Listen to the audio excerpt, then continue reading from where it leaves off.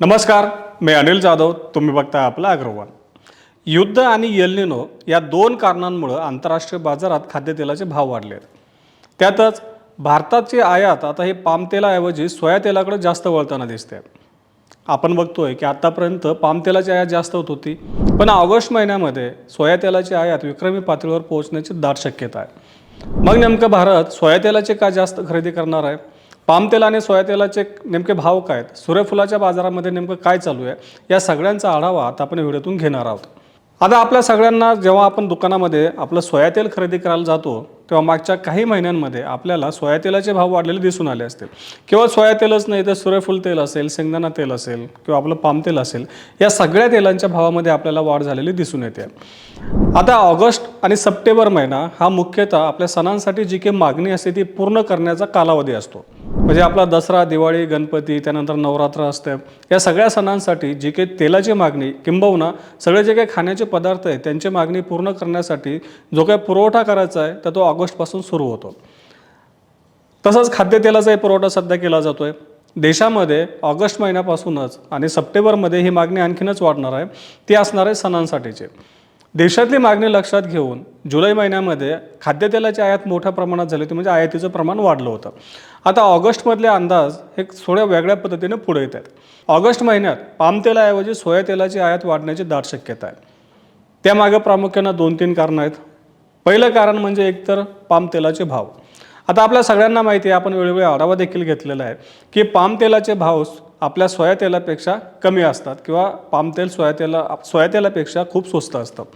या दोन्ही तेलांमधला भावामधला जो काही फरक असतो त्या फरकावरून ठरतं की भारत सोया तेलाची जास्त आयात करणार आहे का पाम तेलाची जास्त आयात करणार आहे.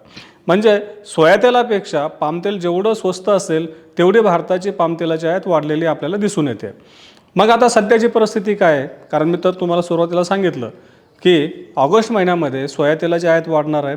तर दोन्ही तेलांमधला भावातला जो काही फरक आहे तर तो मागच्या 2-3 महिन्यांमध्ये कमी कमी होत गेला.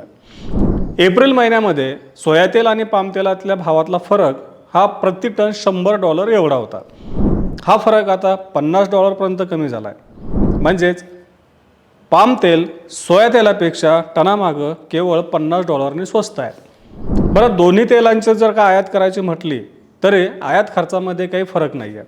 आता जे रिफायनर्स आहेत, त्यानंतर जे काही आयातदार आहेत, अशा वेगवेगळ्या स्रोतांकडून माहिती घेऊन रॉयटर्सनं यासंबंधी एक बातमी दिली आहे. त्यामध्ये असं म्हटलं आहे की ऑगस्ट महिन्यात सोया तेलाची जी काही आयात आहे ती आयात तब्बल 46% वाढण्याची शक्यता आहे. त्याचं प्रामुख्यानं कारण म्हणजे एकतर पाम तेलाची आयात कमी होऊ शकते आणि सूर्यफूल तेलाची आयात कमी होऊ शकते. आपण आधी पाम तेलाचं बघूयात की नेमकं पाम तेलाचे भाव कशामुळे वाढले, म्हणजे सूर्यफूल तेल आणि पाम तेलातल्या भावातली तफावत ही नेमकी कशामुळे कमी झाली. तर पाम तेलाचं प्रामुख्यानं उत्पादन होतं इंडोनेशिया, मलेशिया आणि तिसरा देश म्हणजे थायलंड. आता या तीनही देशांमध्ये पाम तेलाचा जे काही साठा आहे, उपलब्धता आहे ती कमी झालेली आहे. इंडोनेशियानं जैवइंधनामध्ये पाम तेलाचा वापर वाढवला आहे आणि या तिन्ही देशांमध्ये एल निनोचं सावट आहे, म्हणजेच पाम तेलाचं उत्पादन कमी होण्याची शक्यता आहे. त्यामुळं पाम तेलाचे भाव सुधारलेले आहेत. हे झालं पाम तेलाचं. आता बघूया सूर्यफूल तेलाचं. मग नेमकं सूर्यफूल तेलाचं काय चालू आहे? तर सूर्यफूल तेल प्रामुख्यानं आपल्याकडे येतं ते म्हणजे युक्रेन आणि रशिया या 2 देशांकडून. युक्रेन आणि रशियामध्ये पुन्हा आता युद्ध सुरू झालं आहे. त्यामुळं लाल समुद्रामार्गे जे काही सूर्यफूल तेलाची वाहतूक होत होती, म्हणजे ज्या मार्गानं भारत सूर्यफूल तेलाची आयात त्या 2 देशांकडून करत होते त्या मार्गातून आता वाहतूक ठप्प झालेली, विस्कळीत झालेली आहे. कारण या भागामध्ये देखील युद्धाचे पडसाद दिसून येत आहेत.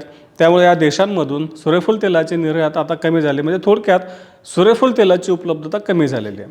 त्यामुळे दरामध्ये साहजिकच सुधारणा दिसून येते आहे. आता सूर्यफूल तेल आणि पाम तेल हे दोन्ही सध्या जास्त भावानं मिळत आहेत. सोया तेल मुबलक प्रमाणात उपलब्ध असल्यामुळंच भारताची सोया तेलाची आयात ऑगस्ट महिन्यामध्ये 46% वाढण्याची शक्यता आहे. पण नेमकी आयात किती होऊ शकते? तर जे कोणी रिफायनर्स आणि जे कोणी आयातदार आहेत त्यांनी दिलेल्या माहितीनुसार 6,20,000 टन एवढी विक्रमी आयात सोया तेलाची ऑगस्ट महिन्यात होऊ शकते. ही आयात गेल्या 9 महिन्यातील उच्चांकी पातळीवर राहण्याची शक्यता आहे. आपण जर गेल्या 9 महिन्यांचा विचार केला तर गेल्या 9 महिन्यांमध्ये सरासरी 4.25 लाख टनांच्या दरम्यान, म्हणजे मासिक 4.25 लाख टनांच्या दरम्यान सोया तेलाची आयात देशामध्ये झालेली आहे. ऑगस्टमध्ये ते 6.25 लाख टनांच्या दरम्यान पोहोचण्याची शक्यता आहे. सप्टेंबर महिन्यामध्ये देखील सोया तेलाची आयात जास्त राहील असं काही कंपन्यांनी सांगितलं. आता आपण जर दुसरीकडे सूर्यफुलाचं बघितलं तर सूर्यफुलाची आयात ही ऑगस्ट महिन्यामध्ये 1,80,000 टनावर स्थिरवण्याची शक्यता आहे। जवळपास 1.5 लाख टन एवढं सूर्यफुलाची जे काही खेप आहे किंवा जे काही निर्यात आहे ती युद्धामुळे बंदरांवरती अडकून आहे। त्यामुळं सूर्यफूल तेलाची आयात देखील कमी होते, पाम तेलाचे भाव वाढल्यामुळं आणि सूर्यफूल तेल आणि पाम तेल यांच्यामधली भावातली तफावत कमी असल्यामुळं सूर्यफूल तेलाला सध्या भारताकडून पसंती मिळते। पुढच्या कालावधीमध्ये देखील सोया तेलाची जास्त मागणी येण्याची शक्यता आहे, म्हणजे भारताची जी मागणी असेल ती सोया तेलाला जास्त राहू शकते अशी चर्चा आंतरराष्ट्रीय बाजारात सुरू आहे। देशामध्ये देखील जे कोणी रिफायनरीज आहेत किंवा जे काही पुरवठादार आहेत ते देखील सध्या जे काही तेल स्वस्त उपलब्ध आहे त्याची आयात सहजपणे होऊ शकते, अशाच तेलाला सध्या पसंती मिळताना दिसते। सुरुवातीला सांगितल्याप्रमाणे देशात सप्टेंबर महिन्यात सणांची मागणी मोठ्या प्रमाणात येण्याची दाट शक्यता आहे आणि त्यामुळंच सध्या देशामध्ये खाद्यतेलाची आयात आपल्याला वाढताना दिसून येते।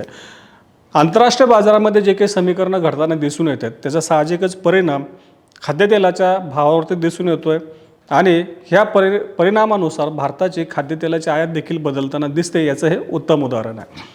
आता आपल्या देशामध्ये आपल्या सगळ्यांना माहिती आहे की आपण गरजेच्या जवळपास 60 ते 65% खाद्यतेल आयात करतो। आपल्याकडे प्रामुख्यानं मोहरी आणि सोयाबीन हे महत्त्वाच्या 2 तेलबिया आहेत, यांचंच उत्पादन देशामध्ये जास्त होतं। तरी देखील आपण आपल्या गरजेच्या जास्तीत जास्त 40% आपण आपली गरज भागवू शकतो, एवढंच तेलबियांचं उत्पादन, खाद्यतेलाचं उत्पादन देशामध्ये करू शकतो। थोडक्यात काय, आपण आयातीवर मोठ्या प्रमाणात अवलंबून आहे, त्यामुळं आंतरराष्ट्रीय बाजारात जे काही घडामोडी घडत आहेत त्या सगळ्यांचा परिणाम आपल्याला म्हणजे आपल्या ग्राहकांना सहन करावा लागतो। त्यामुळं या पुढच्या कालावधीमध्ये जर आंतरराष्ट्रीय बाजारामध्ये काही समीकरणं बदलली तर आपल्या आयातीचं देखील चित्र बदलू शकतं। जर भाव आणखीन वाढले, सोया तेलाचे जरी भाव वाढले तरी आपल्या ग्राहकांना त्याला सामोरं जावं लागू शकतं।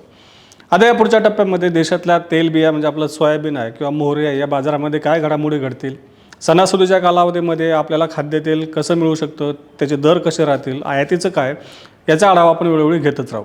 त्यासाठी आपल्या ॲग्रोवनच्या चॅनलला नक्की सबस्क्राईब करा आणि हा व्हिडिओ जास्तीत जास्त शेतकऱ्यांपर्यंत पोहोचवण्यासाठी लाईक आणि शेअर करायला विसरू नका।